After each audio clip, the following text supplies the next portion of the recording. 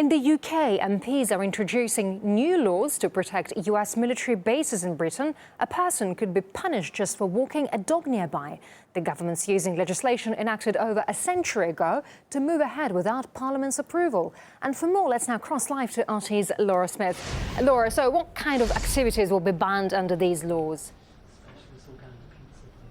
Well, there are 20 activities altogether, and I'm not going to list them all, but they range from things like pitching a tent near a base or bringing a caravan near a US airbase. All of these things, by the way, you're liable to immediate arrest, no further discussion.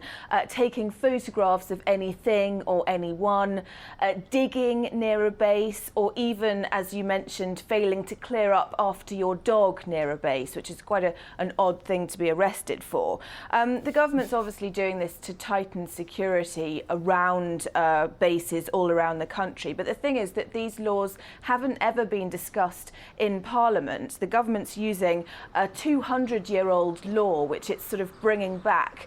It never went away completely, but it just sort of lay dormant, which comes under the control of the Ministry of Defence, which means that these laws don't have to be discussed in Parliament at all. They can just be introduced completely unilaterally.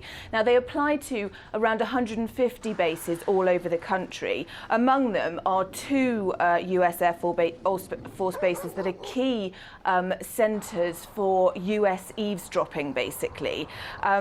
They are in the middle of the country near Milton Keynes, and they're signal relay stations, and at one of them it funnels back data to Washington from this network of embassy-based spy bases, including that Berlin facility, if you remember, that was listening into or allegedly listening into Angela Merkel's telephone.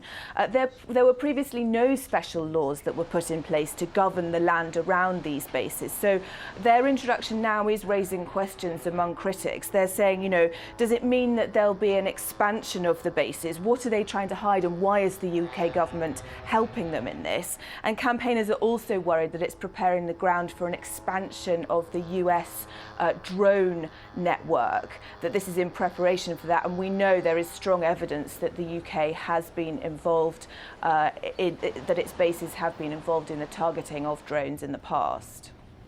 RT's Laura Smith, live from London. Laura, many thanks indeed for that.